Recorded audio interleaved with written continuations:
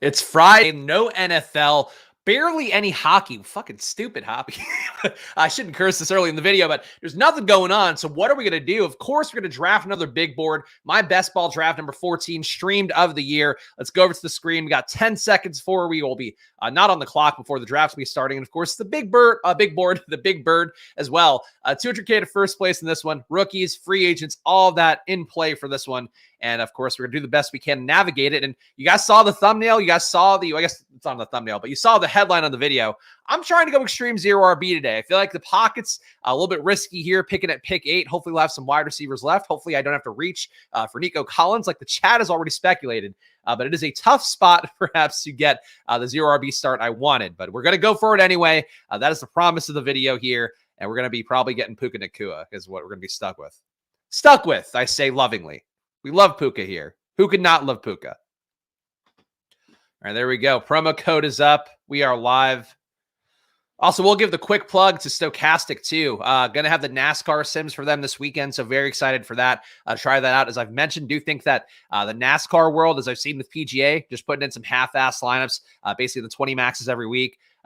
I really think it's very easy right now to make a tidy profit. I don't know if you're gonna be able to win it all. Definitely have to be able to massage the numbers, work the ownership for yourself and all of that. But I would say if you want to get in some Daytona 500 lineups for this weekend, big tournaments, Millie Maker for that one as well. There's no basketball. I'm not playing the All-Star game. There's no football. So that's what I would recommend. Use 15% off there with the promo code SPLASH. Check the link in the description as well to get that for yourself. We're very excited about that. I think I've seen with MMA, those guys really made a killing the first couple weeks the sims were out for MMA because nobody has MMA sims out there. Like it's a really not diluted market compared to NFL, which we saw compared to some of the other sports. So something to keep in mind for yourself if you are a true degenerate like I am. So Bijan would obviously be perfectly okay with him here, but we are a Puka Nacua household. As I speculated, he would be the only wide receiver that comes back to our spots. We are starting off with Puka, and we're going to make the big belief here that I guess Matthew Stafford going to be great again. Some interesting quotes came out over the last 24 hours from Zach Robinson, I guess, did an interview, the new Atlanta Falcons offensive coordinator, former Rams, the QB coach / passing game coordinator. But he now is going to be running that Atlanta offense. And he basically said that if God came down to earth and wanted to throw, he would make himself throw like Matthew Stafford. And I think that's a really aggressive comp. So, for Puka, that's the risk is that Matthew Stafford, another year, last year came into the season. Part of the reason I faded him, which ended up not being a great take, even though, he himself didn't have the biggest fantasy football upside week to week. But, the back injury scared me off. The age combined with the back injury scared me off. The lack of protection that we saw with that Rams offensive line also scared me off. And I really think they solved a lot of those issues this year. So hopefully he can keep it going for one more year. But, you never know. So Kyron Williams goes ahead. Marvin Harrison gone as well. So now I really do not enjoy this. I wanted to go extreme zero RB. I made the pledge in the video title, and I have to reach for Rashee Rice, one of my least favorite plays in this range, or Brandon Ayuk, I suppose. Brandon Ayuk at pick 17 feels repulsive, but he could have a shot to move to a better situation. Obviously, the Niners situation will still be fine enough too. But a chance here that he's going to do something that could lead to an upgrade. And I don't know. If he goes back to the Niners, I guess the way that it could get better for him is just him being force-fed more targets. Maybe a little bit of a contract-based motivation for that because of him getting paid handsomely this offseason potentially. And if he goes somewhere else, obviously, then he's going to probably be being paid like an alpha target earner and should be expected to be getting 9-10 targets a game. So those are the two outs for Brandon Ayuk. Obviously, don't think it's the most likely that he gets traded or forced to trade, rather. But you don't know. The Niners seem like the kind of team that I guess it wouldn't shock me. Man, the PGA streets again. Yes, currently have about 3 or 4 in the top 1,000 in whatever the birdie is on DraftKings. So not doing the best ball for PGA, but just doing the PGA DFS. And I did that. What was that? Wednesday night. Basically things that I could play on off times, what I've been playing lately. Did have a really nice night in NBA yesterday. Aggressively used the Stochastic NBA Sims tool and also the late swap tool because it was only 3 games and had like nicely spaced intervals. Just kind of kept updating lineups throughout the day and unfortunately made myself less heavy on Zaire Williams yesterday. But still had double the field on him. So I've been trying to be a little bit less aggressive with my NBA play because like back in the day, I used to go 80%, 90% on guys pretty regularly if my projections kind of highlighted them as being outlier players. And now I've realized with how the Sims are and with how sharp NBA is, I don't think I can play that way anymore. That's kind of one of the lessons I've been talking about of just not playing daily. It's like I feel like I'm not, it shouldn't be pressing my advantage that much because the Sims tool allows you to not do that at least as blindly. Skipping Rice every draft, what can go wrong? I mean, look, we've gone on this road before with fellow Christophers where I go head to head with you guys and I emerged victoriously. Of course, the other Christopher gave me a $20 super chat now that he's homeless for all the takes that he got wrong against me. But I will say that for Rashee Rice, I just think he's mispriced. And I think that price tag will come down over the course of the offseason. At a certain point, I'll probably take him, but I agnostically prefer Ayuk more, and I'm going to take the guy I prefer more. But, like if Ayuk were gone there, I still probably would prefer Diggs. I would take Rashee over Debo, I guess. So that's the one way you could have got me to take him, but I'm just not that high in him. I don't know. I really don't think it's going to go wrong, though. Like, no respect to Rashee Rice. I don't think he's going to be like a 150-yard receiver getting 10 receptions. Like, I don't think he's the kind of guy that's going to make you regret it personally, but who knows? Like, I think it's Hank Dell is more likely to make you regret it. I mean, at least on a game-to-game basis than Rashee Rice. Rashee Rice, you're like, cool. Like, he's going to give me some sick 20-point games here and there. Honestly, in that respect, he's kind of like Brandon Ayuk, but I think Ayuk's talent's a little bit higher. Blake Corum should be your first running back. I mean, that would mean I wouldn't be drafting a running back until the 150s, right? Based on how it's going now. Taking Rashee over MHJ, I don't get the hate. Oof. It's not hate, man. It's just that, if the Chiefs don't upgrade their receiver core, they're doing themselves a disservice. And really anybody coming in here, whether it be a rookie who they get at the end of the first round, maybe, second round, probably going to be a little bit better than Rashee Rice in terms of the athletic profile. But also it's just that like he's just overpriced for the fact that they're going to make an improvement there. We have Pittman on the board. Obviously, that would make us live for AR, which I wouldn't hate. Malik Neighbors, I do think has a little bit more juice than Pittman, but the ADP is 6 away. Pittman also a free agent. We don't know where he's going to go necessarily, though. Very likely back to Indianapolis.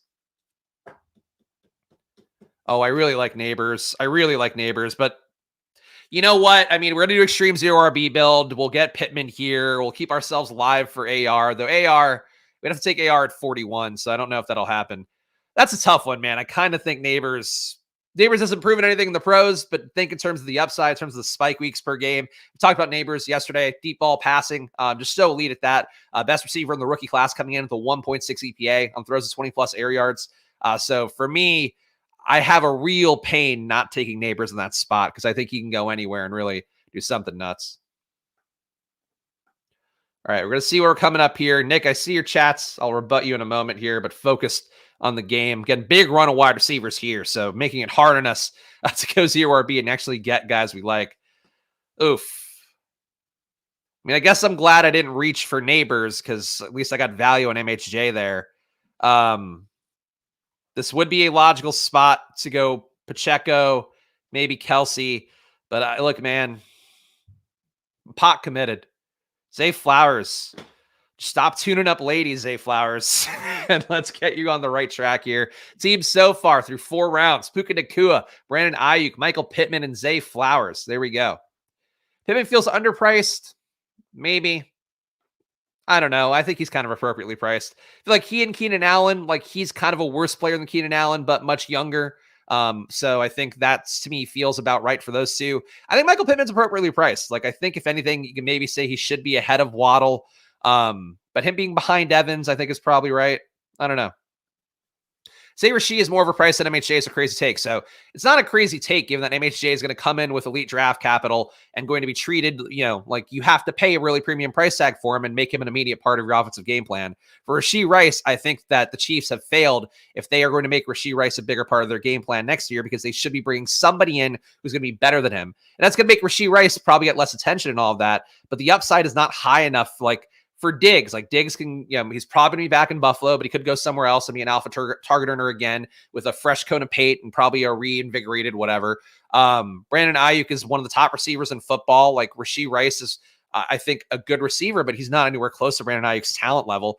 Deebo Samuel obviously adds the value in the run game stuff and the short game stuff as well. I think that Rashee Rice to me is just getting priced because of a role that he might not have. And that's ultimately a thing that I warn about a lot in this channel. And Nick, you could feel differently, but that's how I feel. So I don't know. I think it's sunny with this stuff too. Like, I replied to one tweet from our pal, Eric Eager, who I believe has been on the show, was on the first year of Splash Play that Pete and I did. Now over at Sumer Sports, great site. Of course, we've used for some of our data we talk about.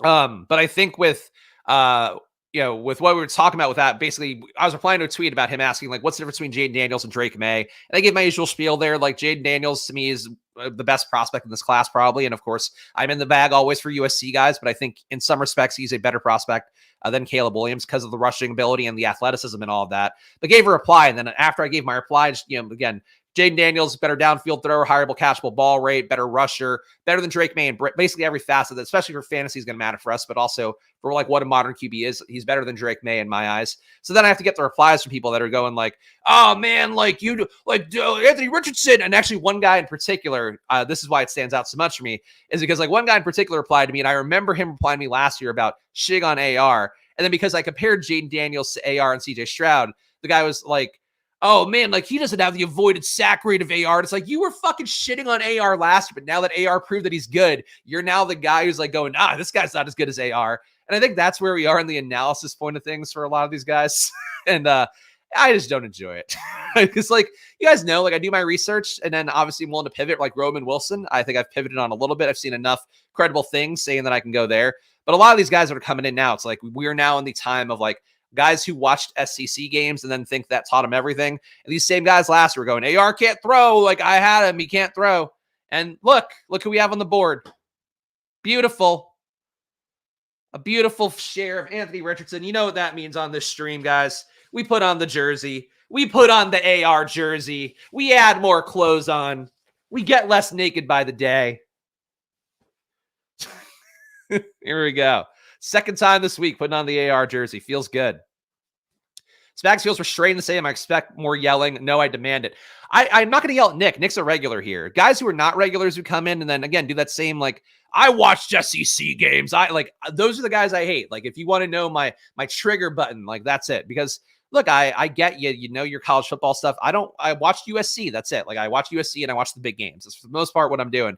But I have the best data in the world, like Sports Info Solutions data. I'm very lucky to get from them as a comp for my Days for Football Outsiders. It has changed my process and really enhanced the way that I view football. And as you guys could hopefully tell, if you are a longer term splash play viewer, it has improved my ability to analyze guys and pick who's going to break out and who's not going to do that stuff. So, like I think when we now are in the meathead portion of people's draft analysis, and I'm like, I kind of don't care about people's opinions that much is the main thing. But Marvin Harrison, point being, is going to be great no matter what. He's going to go somewhere. He's going to be great. So Rashee Rice, best outcome is that they keep things exactly the same. I don't think it's going to happen. All right. Can we go extreme 0 RB enough at this point? A 1-0-4-0. Kincaid, Kittle at tight end. Chris Godwin not doing it for me. Do think, Brian, that DeAndre Hopkins could work. Brian Thomas, also not a bad pick, but probably not at pick 65. That we're kind of getting avalanched here, honestly. I am going to take Hopkins. I think Hopkins is undervalued right now. I think this is going to be a transitional offense this year that is going to be a lot better immediately than the Tennessee offense has been for years. Really believe a lot in what they're going to bring over from Cincinnati in that offense as well as the hires they've made so far. Talked enough about Brian Callahan, but think they're going to run the ball efficiently, but then also really force feed targets to Hopkins in an aggressive way outside. So I like Hopkins at this point. And again, just mix of young wide receivers, veteran wide receivers. Hopkins definitely the wrong side age-wise, but I like him better than Chris Godwin. Extreme is top 7 picks, no RB at least. All right. Well, we're through round 6, so we can keep it going. Maybe get a tight end here would look pretty good. Who got Josh Allen and Mahomes? Somebody did that? Oh, yeah. Freeze plug here. Tyreek Hill, Josh Allen, Chris Olave, Pacheco, and Mahomes. I mean, he's got some correlation. Obviously, we've talked them on the stream quite a bit. I think in this particular year, ADP-wise so far, feels very bad to take 2 deviations at wide receiver through the first 5 rounds, let alone, 3 through the first 6. So freeze plug going to end up with some gross picks at wide receiver. The bailout, if you do that way, is going to be probably trying to take flyers on guys that are free agents. Mike Williams, we've talked about in the hundreds. I think obviously a risk coming off the ACL tear for the kind of receiver he is, but going to go somewhere in free agency or come back to the Chargers and get a hopefully probably not a renewed outlook in a Greg Roman offense, but still. And then Tyler Lockett, I think in the 100s, kind of a bailout if you do get a build like freeze plug here, where he is deliberately not taking receivers in a way that is not going to end well, I think. Trying 0 from the 11 and pass on the Aaron Jones pocket. What could go wrong? There you go. Look, there's pockets. I feel like people really get down in certain pockets of drafts. They're all going to move around. And ultimately, we just don't know at this point. I don't want to do the other people's catchphrase, but we just don't know how things are going to go over the course of the next few months of ADPs moving around. So there could be somebody in the pockets that you think are gross that might end up bubbling up. And I would try to view it optimistically, where if you're taking a guy, you're making the positive side of the bet. If you're not taking a guy, you're making the negative side of the bet. So here we're making a real positive bet on DeAndre Hopkins and a positive bet on AR and Michael Pittman, which I have no issue with. And also, the sub bet is that AR can outperform Matthew Stafford and Brock Purdy and Lamar, as other guys would be with this stack, but I'm okay with that. You never let Spags slide, especially in the big board a week after the Super Bowl. Now is when we go structure over substance. Okay. I respect that. Always a structure over. I feel like structure and substance would go hand in hand. Extreme Zero feels like it always ends up with Najee. What could go wrong? Look, I don't want to give the gross takes, but Najee undervalued. And despite the Arthur Smith of it all, Pittsburgh still undervalued as an entire core team, just because of the fact that everybody is so grossed out by the Arthur Smith thing. That'll probably be the case this entire offseason. So they might get cheaper, which is the one reason to not, I guess, draft Pittsburgh right now. Crazy to see Brock Bowers go ahead of George Kittle. I know that Kittle's getting older. This guy taking Kittle without any correlation as well. But Kittle, to me, if you have one of the Niners and you might be able to get Purdy, I would take Kittle if he's going at 75. People really hated his mic'd up for the Super Bowl. I don't know if you guys have seen that on social media.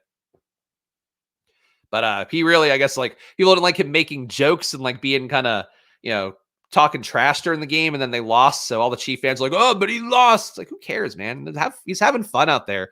Kittle, like, obviously I'm going to be pretty biased towards Kittle, as we talked about the show many times. The only NFL player that I'm aware of who follows me from my Barstool days, where he submitted screenshots to my eponymous. I don't know what that was. There's a word that I wanted to say there, but I do not know how to say out loud. Tinder blog back in the day.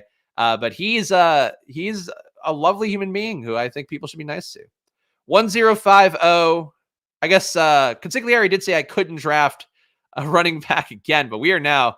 There's nothing here, huh? There's some talk of Ramondre wanting to be a featured back in New England has come out in reports that he gave a quote this week.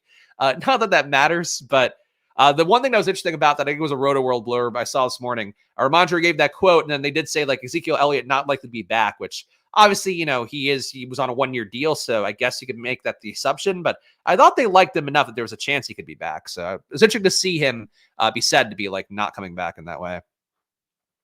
Okay, line of scrimmage here. Charlie, of course, finished top 3 in BBM a couple years ago. Oh no, Najee last year above average this year. I agree. I mean, look, he's going to get some goal line touches. I don't think he honestly was better this year. Like, I have to give him credit for that. He was a lot better player overall. So visually, I think in terms of the aesthetics, like those things, did not do this for this reason, but positive Najee talk. Our pal Felix gives 5 Splashlight memberships. Shout out to Felix here. Appreciate that very much. And shout out to the new members, whoever you are. Can't see your names when that happens, but welcome to the family. All 5 of you. Come on in, grab some meatballs and some Sunday gravy and let's dig in. Nom, nom, nom, nom. This is how Italian people, you don't know my culture. This is how Italian people actually eat food. You do. Spoon them up with both hands. Love the Najee talk. Now I know whenever my income's a little bit low for the month, I can go, hey, Felix, have you heard these latest positive Najee rumors and innuendos? Interesting player. So we could take Brock Purdy. Don't think we need him right now. Eckler at pick 89 is too cheap. This is like averse him because of free agency, even though he might end up in a much better situation than free agency. I still think Eckler would make a lot of sense in Cincinnati. I think to a lesser extent, I know people love linking the Texans to Saquon.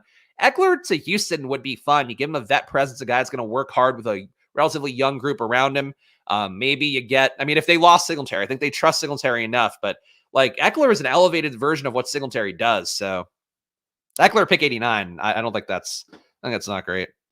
Definitely not a good look for Kittle. I didn't watch the whole video. I only saw the clip, so I might be unfair. I might be unfairly critiquing people that critiqued him, but who cares, man? Let him be mic'd up. You think Downs appropriately ranked? Think it's the same as JMO? I think he's appropriately ranked. I think he was good last year. I guess my concern would be he fell off in the back half of the season. And as we talked about a lot in this show, like I think slot guys are all kind of interchangeable, but he clearly was better than Alec Pierce last year. So I think if they're going to replace something in that offense, it's probably Alec Pierce. And you do have the outcome too, where you could see Michael Pittman move on in free agency. I don't think that's likely, but if he did move on, Josh Downs gets exponentially more valuable and is probably like an 8 target a game guy. So I think Josh Downs is appropriately priced, maybe a little bit frothy, but everything's frothy this year, especially things that, like, as we talked about, people that just don't like. People can get enough Kyron. He's really frothy, though. I guess honestly less frothy than I thought he would be. People can get Puka. He's really frothy. People can get Tank. He's really frothy. I think a lot of the guys that did well last year have not had the boomer / rational mindset level them back out on the other way yet. So they're all kind of elevated guys that have merits from last year. Could any find another target for AR? I mean, there have been rumors out there. I just don't. Fucking Troy Franklin again. Troy Franklin reliably going at 97. I feel like Purple Zombies has been in draft rooms before and taken Troy Franklin at the same spot. It's got a real big whiff of deja vu. But as you guys know, again, if you watch the shows regularly, I always try to make sure that we're looping the new folks in. Appreciate all the new viewers who are watching. I love Troy Franklin. I think he's a beast. And I think he's one of those guys where, you want to talk about the inverse case of Rashee Rice. If Rashee Rice comes back and is Rashee Rice again, they have Troy Franklin taking the top off of defense. They got him, the top half of the second round or something like that. Troy Franklin would be a game changer for that offense in a way that would completely hurt Rashee Rice and would make him impossible to pay off a 20-pick ADP. And I think that's where Rashee Rice to me is really fluid. But people disagree. Some people disagree. I believe Downs is AR's most targeted wide receiver. It was still Pittman, but Downs definitely had a few more, had some more spike weeks. So he did have, I think, one of his highest target games.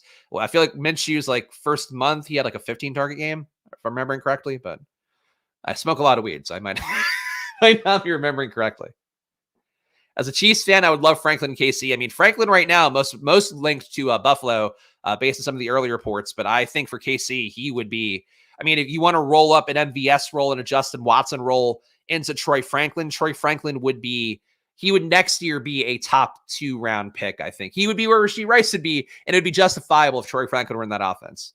Rashee Rice is a good receiver, man, but he's not an explosive over the top guy. And they also have been using him like Kadarius Toney and McCole Hardman. And yeah, I don't expect necessarily, I think Toney's probably gone, but Hardman could come back. I just think those touches are not great with Rashee Rice. He's not that explosive, but I don't know. Josh Downs is here. We got 2 running backs.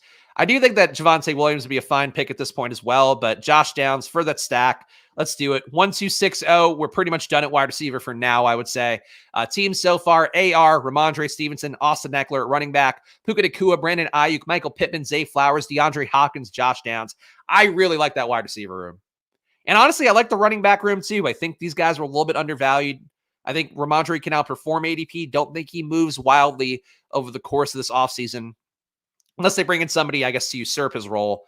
But I don't think that's the most likely. Eckler, I think, goes up. Eckler, I think, right now is in a Joe Mixon-y area where people are assuming he's not going to go back to the Chargers. If he did go back to the Chargers, he's probably getting really good usage. Jaden Daniels goes at 107 to, I think, our guy Steve in chat. Big Punisher here. So Jaden Daniels will not be a part of the squad. Would love to get a Jaden Daniels AR team, but that day is not today. Get any NBA playoff best ball stuff. I honestly did not play any NBA best ball this year. Just not where my head's at, honestly. I prefer NBA DFS. Again, Max on the tournament yesterday. I just don't have NBA best ball. I enjoy, but I don't know what the meta is fully for it. I don't know if I'm willing to do the research to get there. 1, 2, 6, 0 here. Singletary, another guy that I do like in this range. Either going to go back to Houston and be in a good situation again, or going to go somewhere else, get overpaid, and be a guy that they have to force feed touches to try to justify that contract. So those are your outs for Singletary, and I like them a lot. Have an AJB, Moore, London, Pickens, Franklin, Williams. Feels like a splash play room if I've ever seen one. Yeah, there you go. I like the way that sounds. AJB, not my favorite receiver in that range, but I obviously, could be a little bit biased against how he did in the back half of the year. But again, Kellen Moore coming in, I really need to clean my brain for AJ Brown, because this season just went so for him, from the complaining, the being a diva about it, to then, I don't know, to then not getting touches in the back half, and frankly, the team also going to shit, and a lot of rumors him tying him to that as well. But it's a new situation, and Kellen Moore being there should be great for everybody, I would think, but especially AJ Brown. Frank Gore Jr. to the Niners and CMC's workload age catches him is how he breaks. That would be interesting. Frank Gore Jr. did not have a lot of juice in college. He's one of those guys I've not taken a share of. I think he is just a name.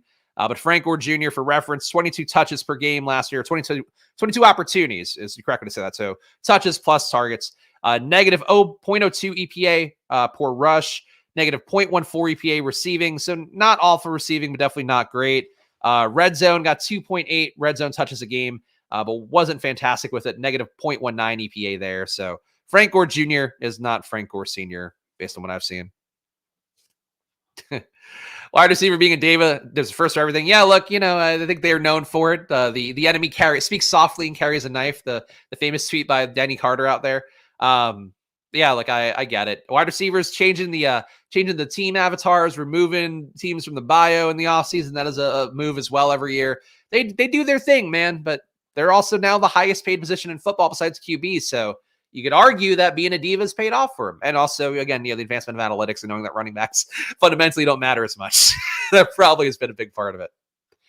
Guys, I guess we're past halfway point of this draft. So if you're watching live or after the fact, please do subscribe down below, hit the like button, leave a comment. Again, Splash Plan that marching down to 4K subs, to 5K subs, 10K subs.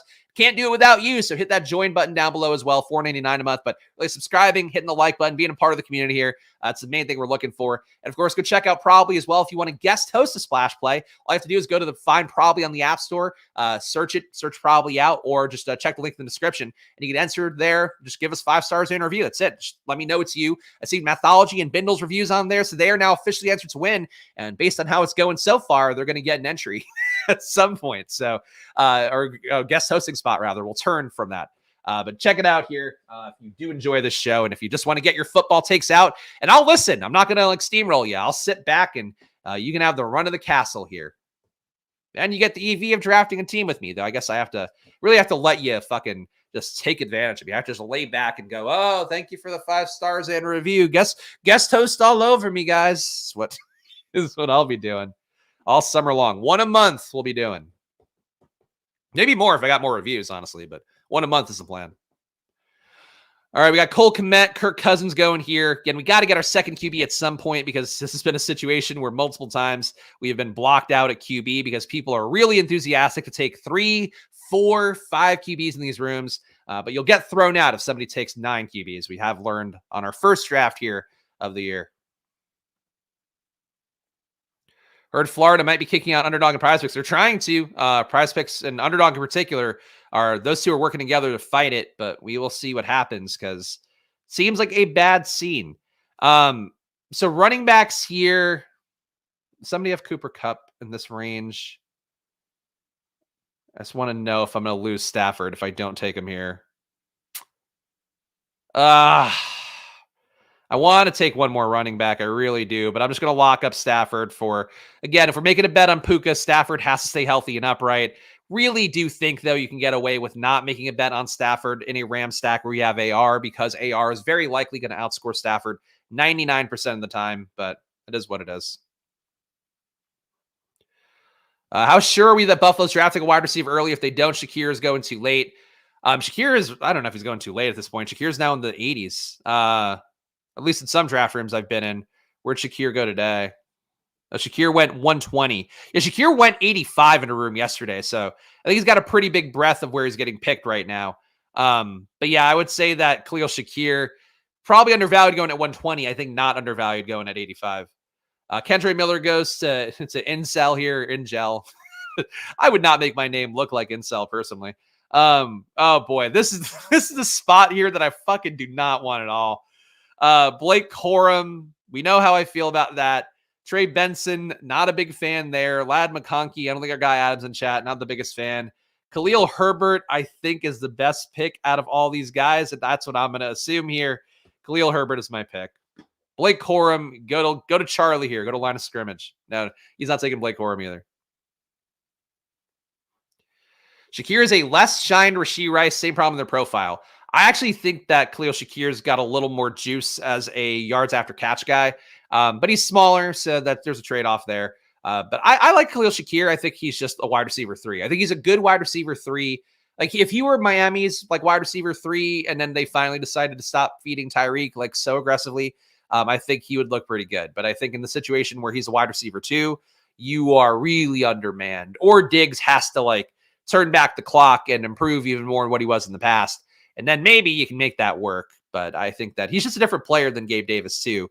And I think the kind of player he is, it didn't seem like it helped out that offense. He's just have like two guys underneath kind of jamming things up with him and Dalton Kincaid. And it's Dawson Knox to a lesser extent. So I would say you probably want somebody who could stretch the top off. And I don't think that's Shakir. All right. Michael Mayer goes. Pick 140 for him now. I think he and Musgrave still a little bit undervalued, honestly. Another year for both of them. But them going after Schultz, going after Kmet, going after Goddard. Tight end is pretty loaded this year, honestly. I feel like, I don't know if this is the case really, or if it just feels that way because of, we're basically going right from a year of football and these guys having their results to another year drafting. Feel like a lot of positions you can really get away with pushing down. Like not wide receiver. That one you can't.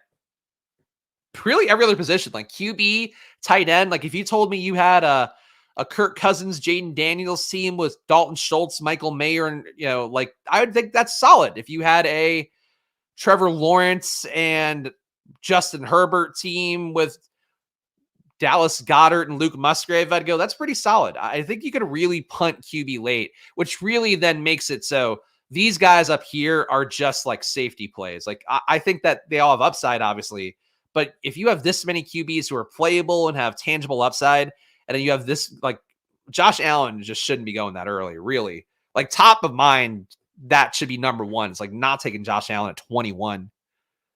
Getting fucking like Jaden Daniels, I think is going to put up a Josh Allen caliber year, at least in terms of per game metrics. I think he's going to do that at pick 105 to 120.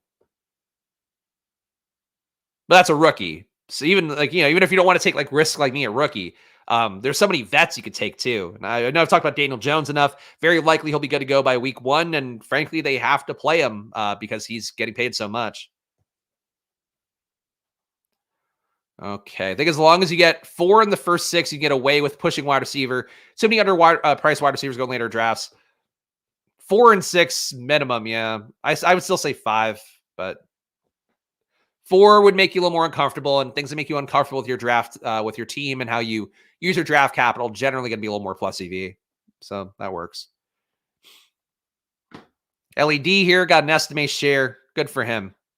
Love to hear that. Love to hear the estimate hive expanding by the day. What a QB pocket here too.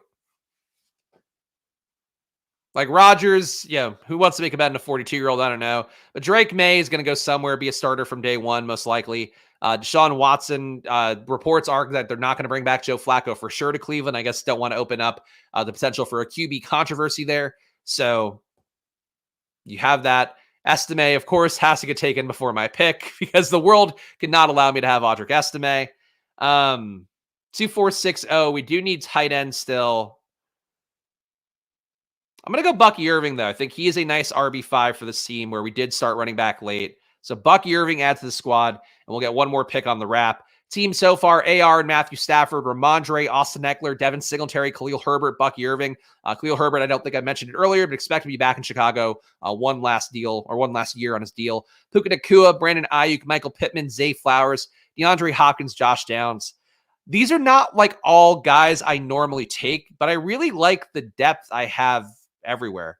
My tight end, we're going to have to figure out late, obviously. So that's, I guess, the one thing that maybe you could critique me for here, but I like the balance I have. I don't know. I like to see him so far. If you have 2 elite QBs, Field/Hurts, Allen, Dak, can you stick with a 2 QB or do it? No, you shouldn't take a third.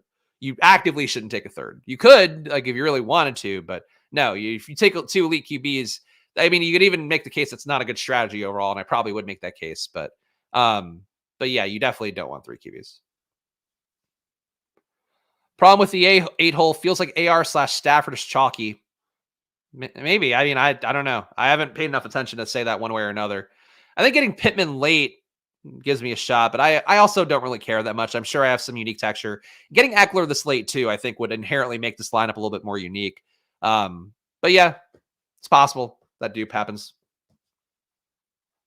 I feel like I've seen AR though lately, at least in the draft rooms I've been in on stream. I think reliably AR has been going. He's been going like mid 40s to the spot. So getting him where I did, I have not been getting an AR in that range lately. Nobody wants Quentin Johnston, which, I mean, I can take him. I can add him to the squad. Getting really bad at tight end, but See a couple pathways we have there. This is too good of a deal on Quentin Johnston. And again, nobody likes him, but he did torch his new head coach coming in for what, 200 yards in college, almost 200 yards. He shouldn't be going to pick 160. It's a new front office, new head coaching staff. Those are two bad things for a guy with previous draft capital. The logic would be the regime that leaves, then it doesn't, like, they really want their guys to be going off. So like guys who come in for this new Chargers front office and coaching staff are going to get a better shot this year. But it's still a first round pick that you had from last year. And Quentin Johnston, again, played well against Michigan in college, in a game that probably got him really solidified his draft capital. So I think for Quentin Johnston, he should, again, fucking Roman Wilson, but he shouldn't be going behind or right next to Roman Wilson. Too early to call anything chalky IMO. Yes, we talked about this before, but last year I felt that way with the Dolphins stuff as well. And again, Dolphin stacks then disappeared over the course of the entire draft offseason. So I would say for me that, yeah, like I'm not worried about chalky drafts. That's something that you just do yourself every time, where if you were like, doing like this guy here and taking Blake Corum, Estime, and Keaton Mitchell in every draft, you have to catch yourself doing that. And then that's a thing you shouldn't do. I would worry about personal chalk more than that. See, this is one of the issues that I have in general with where we are in the process. And there's no respect to best balling here. Your opinion is perfectly valid. So I'm not saying this shit on you, but why? Like, because Roman Wilson had a fun Senior Bowl and he might run a 4.3 range and then, yeah, now the thing is coming out, JJ McCarthy's agent and I guess Roman Wilson's agent are working together to leak that, like, both guys would have been, like, he would have been Joe Burrow, they say about JJ McCarthy. Was a quote that came out, if he hadn't played in an offense that didn't allow him to pass.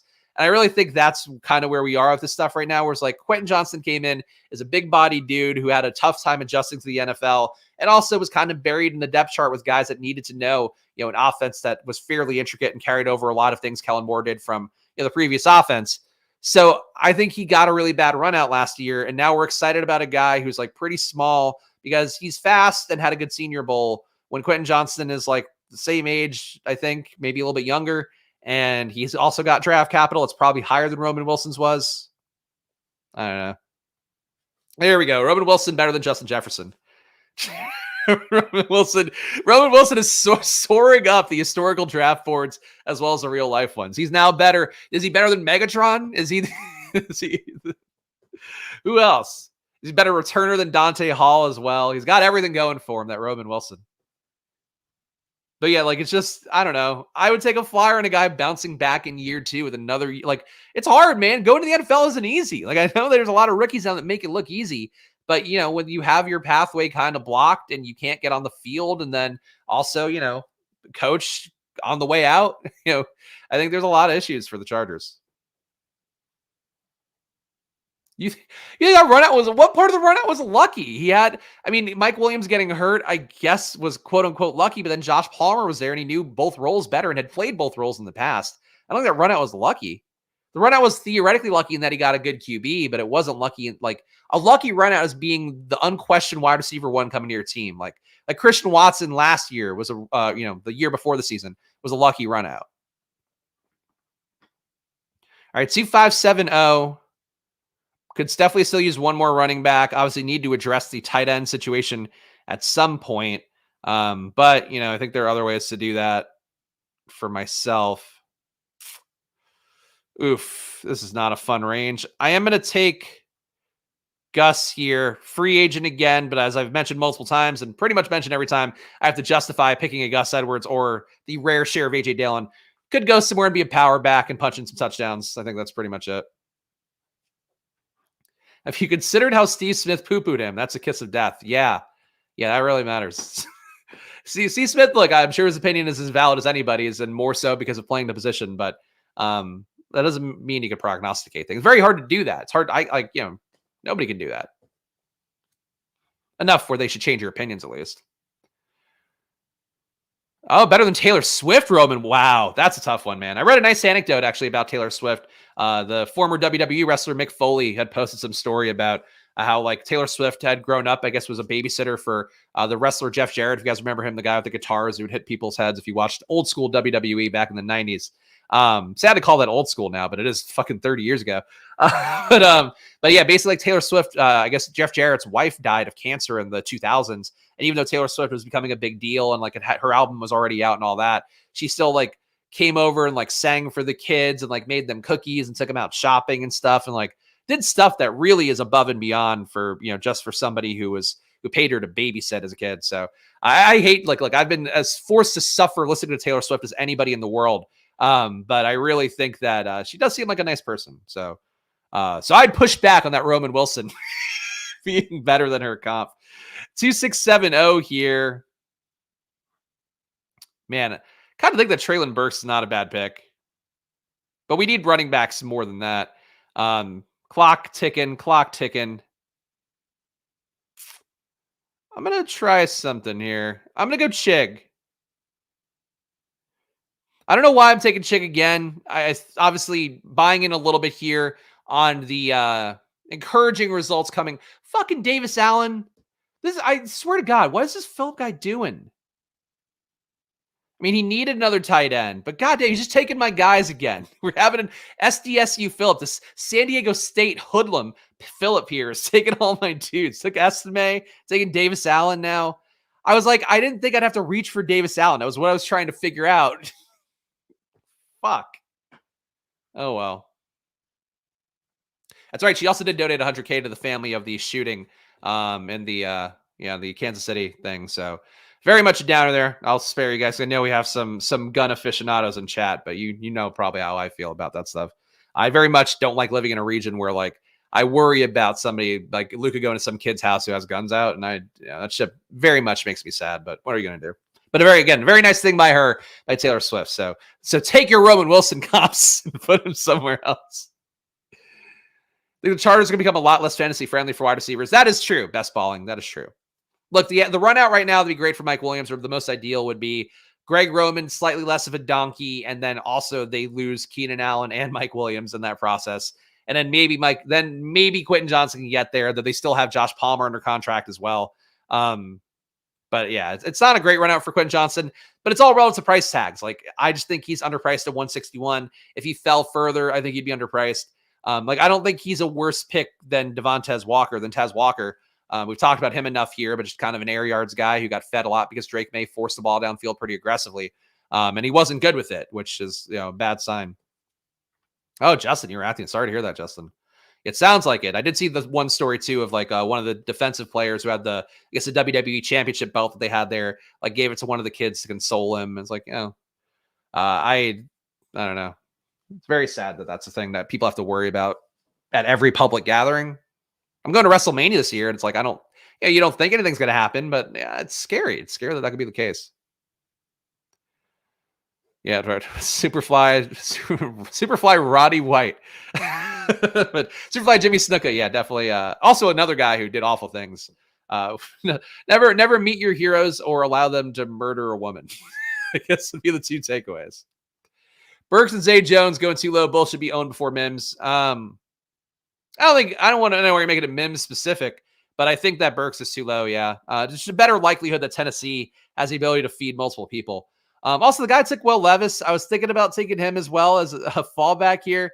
I don't know why you take an unstacked Will Levis. I don't know why anybody does anything in these rooms, but there you go. Unstacked Will Levis goes to Nyangrang in the 3-hole.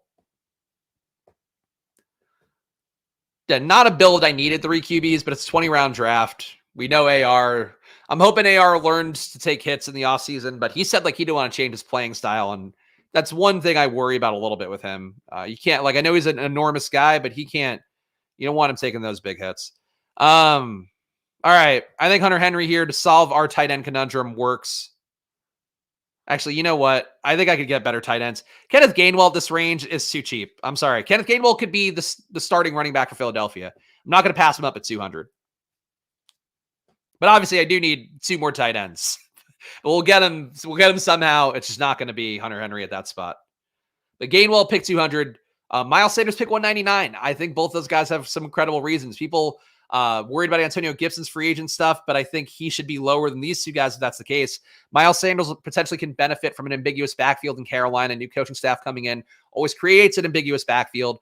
He wasn't good last year, though, so I get if you don't like him. Gainwell, though, was as good as DeAndre Swift was. He just kind of got hurt at the wrong time. Swift took over the backfield, and then Gainwell came at the end of the year, kind of got closer to being a timeshare. But Swift is a free agent, so we'll see if he comes back. But if it's any kind of price tag, I can't imagine they're going to want to pay it. So Gainwell could be the starter. Logic defies most in these drafts, Jeff says. That is true. That's why you just got to enjoy the ride, guys. Got to strap yourself in, enjoy the ride. We got 3 more picks, though, so we'll try to make this a nice draft, give a team recap here. But yeah, I really need to make sure to point out Gainwell more because he shouldn't be going, didn't Dobbins go? Dobbins went 166. I like Dobbins too. He is coming off of a very serious Achilles thing. We ended up getting Hunter Henry, so this is good. Punted Hunter Henry, got him anyway. I guess if you want to talk into logic here, maybe Hunter Henry a free agent, maybe he goes to Indianapolis, maybe he goes to the Rams to fill in for injured Higbee, who's probably going to get cut. That's the logic here, but I just need a tight end. It's really the main logic. Like to take Denard Robinson as my last receiver. Yeah, Terrence, I think you can get away with that one. You've had worse takes, Terrence. Glad to see you in the stream, Terrence. I appreciate you, buddy. Of course, if you're watching live, guys, make sure to smash that like button here. Subscribe as well. Get Splash Play marching on to 4K subs, to 5K subs, to 10K subs. Can't do it without you. So hit that subscribe button and help us join, help us in general. Hit the like button too. I think the most narcissistic thing that I can do to appeal to you guys for the like button, if you hit that like button, it shows me to more people like you. And I think you're a valid person. So hit that like button and then get more yous in the mix, right? That's the hope here. Because you're special. You out there. I feel like I'm doing a kids video now. You out there, you're special. And then singing some songs. I'd love to make a kids YouTube. I don't think I could curse as much. I think I'd be pretty good at it. I've watched enough. Dancing avocado. I'd wear an avocado suit, dance around. Talking in an up-talky voice like Miss Rachel. I'd be crushing it. Teach the kids how to gamble. Now, what we don't do, we don't draft running backs early. No, no, no. That position is overvalued historically. You're Gen Alpha. You know better. You draft wide receivers, and you just keep drafting them. The kids would expect you to curse as much. Well, there you go. The kids are growing up faster than ever these days. But our guy Ross, Robert Griffin III here, does allow his children to listen to Splash Play in the car. So they're big fans. We're getting the kids one by one in. It'd be really valuable to sports betting if I just keep getting the kids in like that. When they're of legal age, of course. Just want to get them on the hook now. It's like being Leonardo DiCaprio. It's like you're just setting up. You're setting up for the future.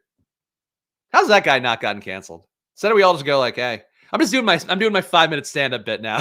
So it's a long wait for picks here to pick my 19th and 20th round guys. But this is Leonardo DiCaprio. Have you guys heard about him? Have you seen him in the news lately? It's Leonardo DiCaprio. Loves dating women under 25. What's going on there? If I had to guess, based off of my my resume being a psychology club president in high school, and also my mother-in-law and father-in-law, both therapists and or psychologists, I think they can prescribe drugs. Whatever the one you can prescribe drugs. But yeah, so my thesis would be his lost youth. That's what I think he's suffering from, is that he's like, he was an actor. He was out there doing stuff. He also maybe got himself some tough times, like friends with like the River Phoenixes of the world. And now he finds himself trying to replace his youth by these women under 25. That'd be my guess.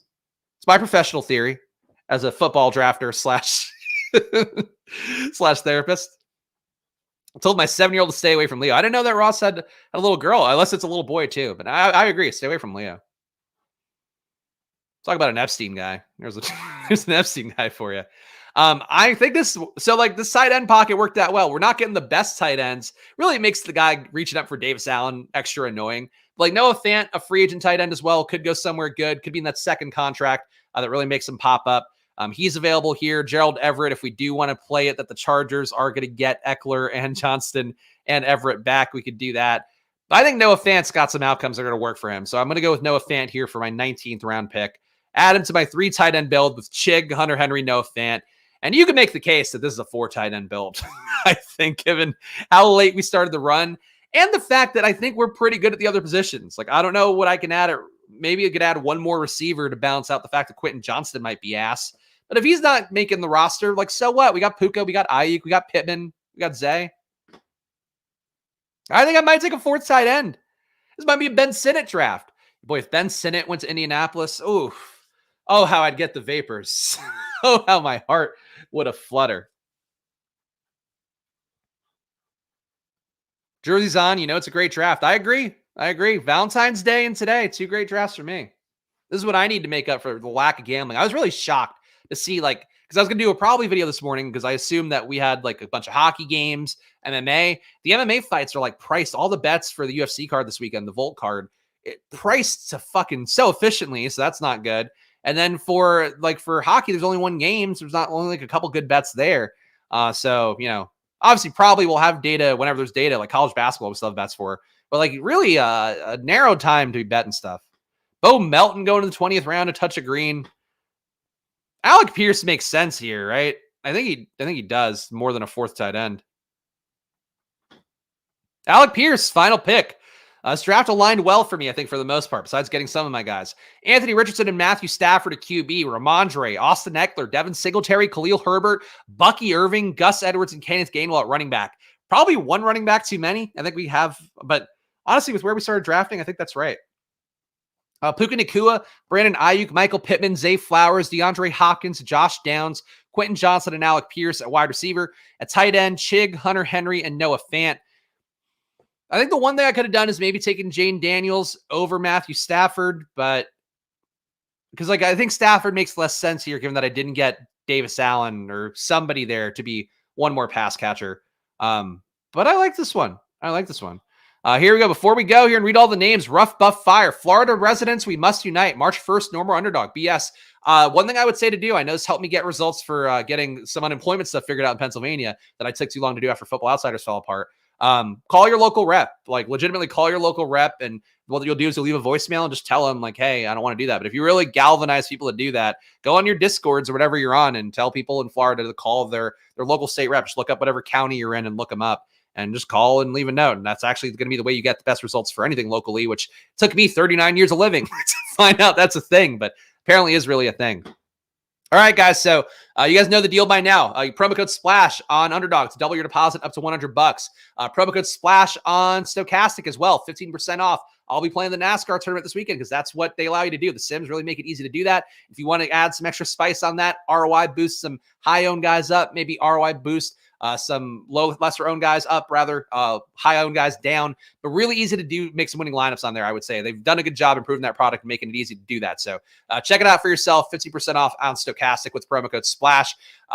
Probably as well, again, save 50% off with the promo code SPLASH on there, or get a 7-day free trial in the App Store, or just go and leave 5 stars and a review, and you'll be entered to win a guest spot here on Splash Play, giving away 1 a month. And if we got a ton of reviews, I'd give away 1 a week, but you got to get a ton of reviews in there first. So 5 stars and a review for probably on the App Store.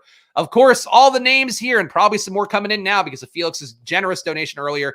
But Robert Griffin the Turd, Historical Anomalies, Matthew Emerson, Tyler, CLN, Methodology. I didn't do a voice for this one. Was I supposed to do a voice? Is there any voice I could do right now that wouldn't be racist and get me canceled? Probably not. I'll do it like Fantasy Flock. Robert Griffin III, Historical Anomalies, Matthew Emerson, Tyler, CLN, Methodology, Rupesh, Willis is awesome, Ivan Black, Rodby Throbbin, It's Just Port, Tony Mark, aka Io, Rob Van Natten, Brandon Wagner, Consigliere, Aaron D, Nez, Jake Twitchell, fucking Alpha, Mr. Sammy Telesco, I am the KY, Kevin Castro, Eric Jones, Dylan Lautenheiser, Lateralis, Primetime KG, Eric Swift, Lunchable Connoisseur, Short Gamer, Carlos Manzo, Mr. Shadow Dog, Chunk the Deuce, Felix, Al Paul, Jeremy Parker, Matt Murphy, Stephen Anthony, Spoon, Kyle Davis, and Gabe Davis, the Davis boys, Effect MD, Comment God, Christopher Leclerc, Bindles, Frank Evans, Nolan, Jonathan V, Thomas Schultz, and Laces Out. You are the Squirt Squad, and we thank you for it. And if you want to get your name on these credits right over my face and get me to read them weirdly weekly, hit that join button now below, $4.99 a month.